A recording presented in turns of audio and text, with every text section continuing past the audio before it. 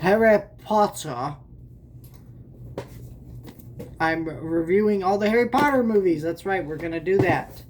I should state a couple things up front, I guess. Yes, I'm a trans woman. Yes, I'm reviewing all the Harry Potter movies. Yes, I fucking hate J.K. Rowling and I don't support all of her views, but at the end of the day, it doesn't really fucking matter because I still like Harry Potter, and let's not punish all the artists who did a great job with these movies. It's a whole mess, that conversation. I have a lot of thoughts on that conversation that I should make a whole separate video on, but I'm not going to, and we're not going to talk about that. We're just going to review the movies, and if things get ugly in the comments, I will just turn them off, because holy shit, I do not want that bullshit. I'm reviewing all these movies, of course, because the new TV show is coming out, and also I thought it was the perfect time to start doing it because, well, all the movies are playing back in theaters. By the way, insanity that we're rebooting Harry Potter like in December as a TV show, but yet we're still trying to nostalgia bait with those old movies and throw them back in theaters and make cool popcorn buckets and shit. I love it. I really like these movies, but I do think there's improvements from them that could be done as a TV show, mostly book related. So I'm not really gonna like review them based on that, but I do think that I'm gonna review them as the movies that they are. But I will say, like, I can totally understand why they're doing it as a TV show.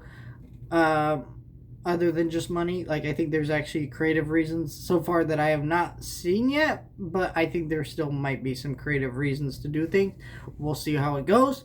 But I think that it is kind of crazy that we're still nostalgia fan. Anyways, get out that soapbox. How we're gonna do this is we're gonna review all 8 movies in order, and then I'm going to talk about the Fantastic Beasts trilogy afterwards. I know they don't really tie into the show at all, but I felt like it just made sense to review all the Fantastic Beasts movies because when else am I gonna have a time to review those shitty ass movies? And I have a lot of complaints. So I guess I should start with my experience with this franchise, and we are talking about Sorcerer's Stone. I'm not British, so it's not Philosopher's Stone. Is that the whole thing? Is it like if you're British? I forget the whole thing. Anyways,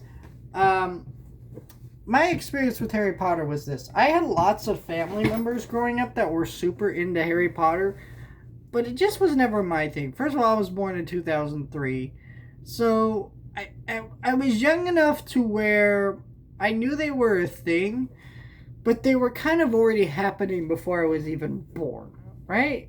What year did this first one come out? I'm forgetting what year this first one came out. Whatever year it came out, I was already born. And so, like, you know, I feel like maybe if this thing had just started and people were talking about it, that'd been one thing. It's kind of like the Tobey Maguire movies.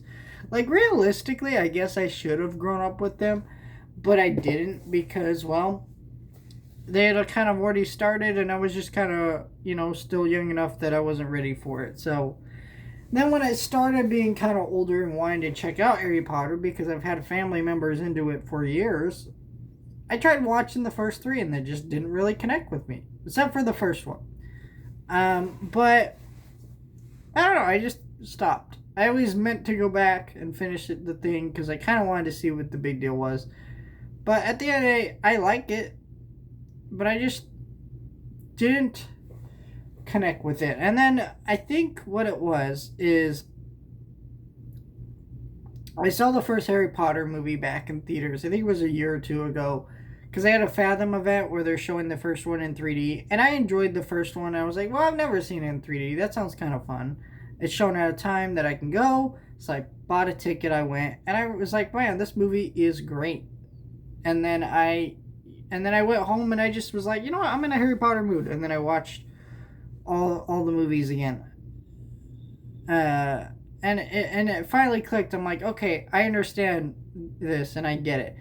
I do think it's more flawed because I do think that the books that these movies are based on make for a very episodic TV show kind of format. you know, different school years, learning different spells in a classroom scene, things like that.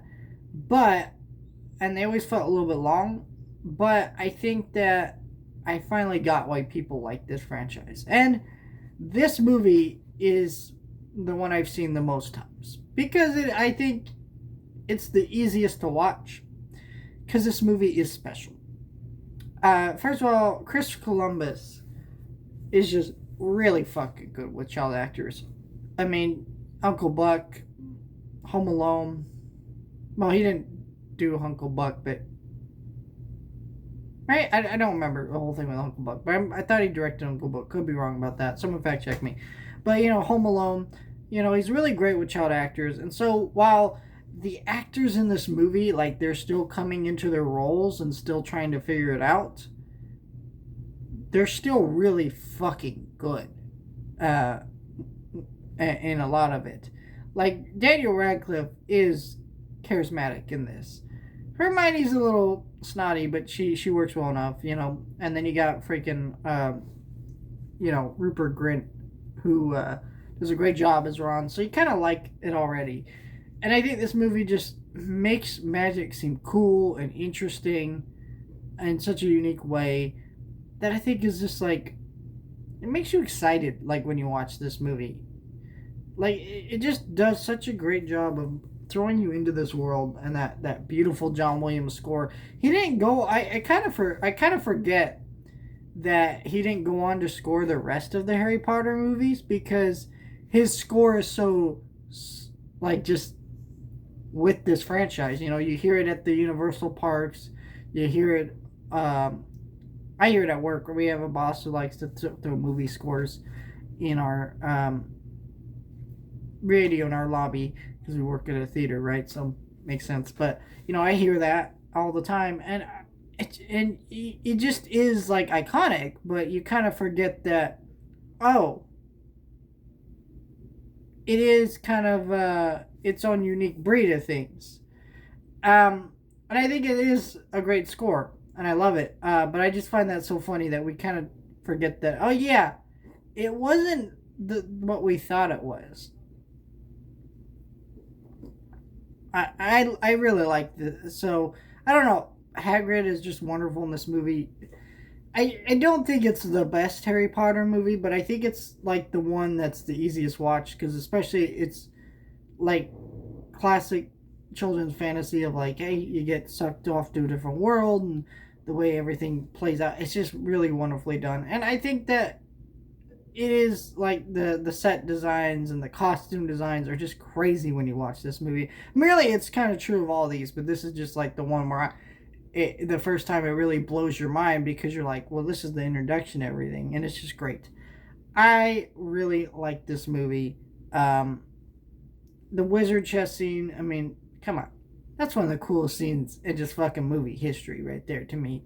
Like, I love that fucking scene, especially as someone who used to go to chess club. Though I was not a very good participant at chess club. I would ditch chess club quite a bit, and every time I went to a tournament, I would lose. Like, first match. Just saying. But yeah, let me know your thoughts. Like, share, and subscribe.